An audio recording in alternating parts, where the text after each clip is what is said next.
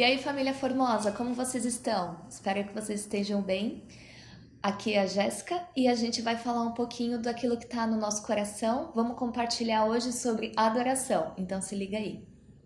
Antes de mais nada, a gente gostaria que você que ainda não é inscrito no nosso canal, se inscreva e ative o sininho para receber as notificações. A gente está preparando muita coisa bacana que vai edificar a sua vida. Então já faz isso agora, porque se deixar para depois você vai esquecer.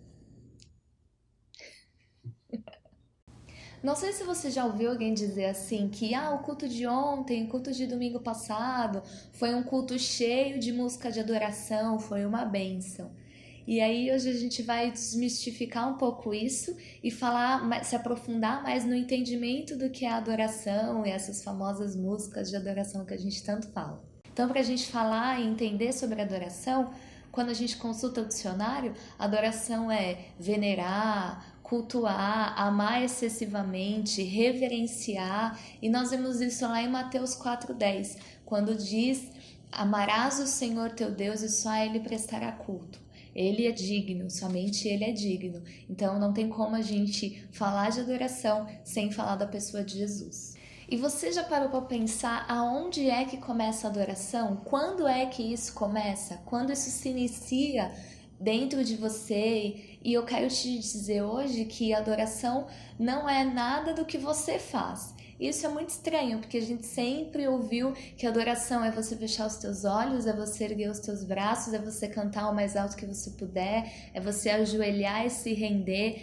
Essas coisas todas são expressões da sua adoração, mas a adoração em si, ela é uma reação de quando você contempla o Senhor e percebe e se depara com a grandeza dele. Então você olha para Jesus e se depara com a grandeza, com a majestade, com o poder que ele tem. Diante disso, a sua alma reage com essas expressões que eu citei, levantando as suas mãos, cantando mais alto, se rendendo, se prostrando. Então a adoração não flui a partir de nós, não flui a partir daquilo que eu posso fazer, mas flui a partir de uma reação de quem ele é. E isso só acontece de fato e verdadeiramente quando nós conhecemos em profundidade o Senhor Jesus. E olha que incrível que diz lá em Colossenses 1, versículo 15. Esta é a imagem do Deus invisível, o primogênito de toda a criação, pois nele foram criadas todas as coisas, nos céus e sobre a terra, as invisíveis e as visíveis, sejam tronos, sejam soberanias, sejam principados ou potestades. Tudo foi criado por meio dele e para ele. Ou seja, a adoração é uma reação a essa grandeza que nós enxergamos no nosso Deus. Tudo acontece a partir dele. Até o louvor, a adoração que sai dos seus lábios não parte de você, parte de quem ele já é, daquilo que ele já fez. Então, a partir desse entendimento, as coisas conseguem ficar mais claras para nós. Por exemplo, a partir daquilo que eu enxergo no Senhor, a grandeza, a majestade, eu me prostro e adoro. A partir da verdade da redenção que eu recebo, a partir da cruz, eu adoro. A partir do meu amor, reconhecendo que não sou nada sem ele, que eu sou apaixonada, que eu sou resgatada, justificada em Cristo, eu obedeço em amor e dessa forma eu adoro.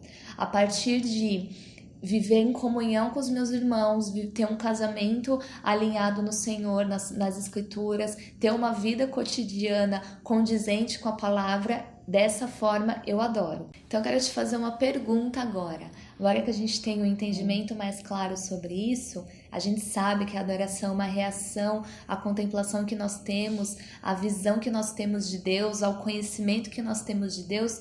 Por que é que nós associamos isso a um estilo de música? Então, baseado em tudo que a gente tem falado aqui, a música de adoração, aquela música que é mais conhecida, lenta, mais calma, o worship que a gente tanto ouve, tanto ministra, ela pode ser usada, mas sem que você adore, ou seja, ela acaba sendo uma ferramenta. Não necessariamente essa música de adoração fará você adorar. Então, se você tem uma atitude de adorar ao Senhor diante de uma música, através de uma música, não é ela que está te fazendo adorar. Não é a música que está te fazendo adorar, mas é a sua postura, o seu entendimento de quem Deus é. o seu entendimento de quem você é em Deus e as razões e as reações diante do Senhor. Tudo que você enxerga, tudo que você percebe, as suas impressões do seu Deus é que te faz adorar. Então, não é a música de adoração que te faz adorar, é muito mais além, muito mais profundo, muito mais lindo. A tradução de tudo isso é quando a gente fala: hoje o culto foi maravilhoso, tinha muitas músicas de adoração. O que você está querendo dizer é: hoje o culto foi maravilhoso, a banda tocou várias músicas lentas e a igreja se rendeu em adoração diante da revelação que ela teve em Jesus. É isso. Em João 4, 22 e 23, nós vemos Jesus falando sobre adoração, sobre aquilo que o Pai procura. E na palavra diz que o Pai procura adoradores, e não qualquer adorador, mas aqueles que são verdadeiros, aqueles que adoram em espírito e em verdade. Quando você lê essa passagem, você não vê nenhuma menção de música, muito menos de qualquer ritmo, de qualquer forma. Jesus não limita, Jesus não engessa a adoração. Então você precisa estar com a sua mente, com o seu entendimento liberto hoje disso, sobre isso. Quebre os seus paradigmas sobre como deve ser a adoração do amiguinho do lado, como deve ser a sua adoração.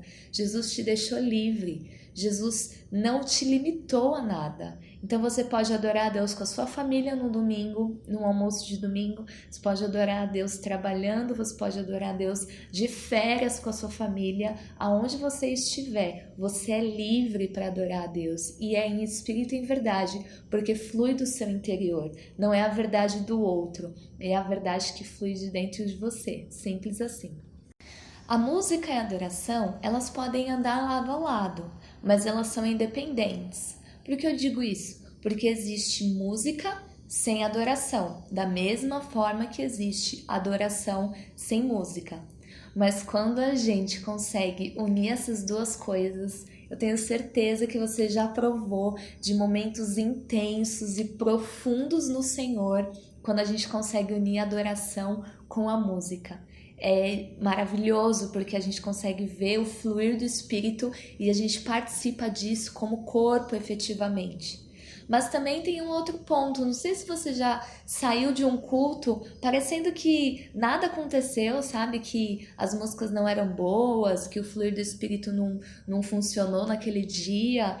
Mas talvez essa impressão não seja uma impressão de todo mundo. Talvez essa impressão seja sua. Talvez o seu coração não estava ligado ao coração do Pai como deveria para aquele momento.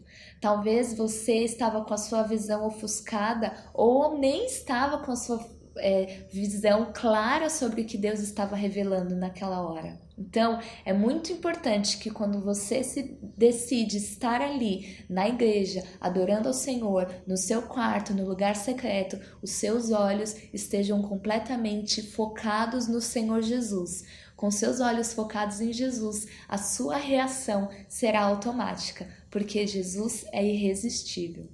Nós temos percebido que na igreja atual, com esse avanço tecnológico louco que a gente tem passado, tem se colocado a adoração numa caixinha, sabe, pequena, que as coisas só vão acontecer se tiver uma sonoplastia maravilhosa, uma aparelhagem de som perfeita, e aí a gente vai limitando o agir e o fluir do Espírito Santo a coisas tão terrenas e limitantes, né, humanamente falando.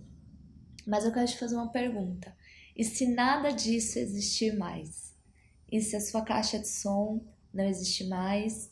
E se a sua sonoplastia da igreja não existe mais? E se os melhores instrumentos não existirem mais? Qual vai ser a sua reação diante disso? E eu não estou falando sobre excelência, porque excelência é o mínimo que nós temos que ter e fazer e agir diante de um Deus tão maravilhoso que a gente serve. Eu estou dizendo de motivação.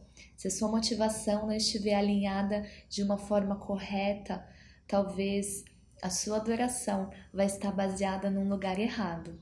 Então, diante de tudo isso, que Jesus tenha os seus olhos e o seu coração apaixonado, porque a partir disso, o que vai fluir do seu interior vai ser uma adoração genuína, uma adoração pura. Então, não limite. Não limite em formas, não limite em ritmos, não limite. Uma adoração verdadeira flui do seu interior. E é isso que o Pai procura e espera de você.